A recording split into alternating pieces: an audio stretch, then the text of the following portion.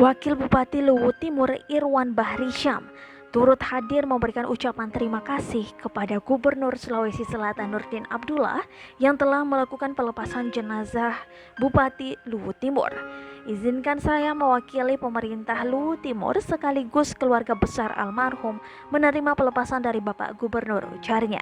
Menurut iba sapaan dari Irwan Bahri, Torik akan dikebumikan di Malili, Luwu Timur. Tampak ambulans dan patwal mengiringi perjalanan jenazah almarhum Torik Husler ke kampung halaman.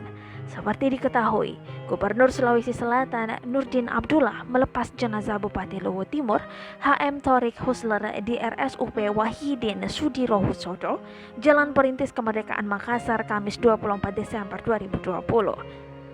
Sebelumnya, almarhum telah dimandikan di kain kafani, disolatkan, kemudian dimasukkan ke dalam peti berwarna putih.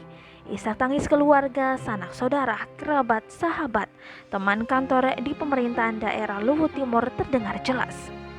Beliau di awal memang terkonfirmasi positif kena COVID, dirawat.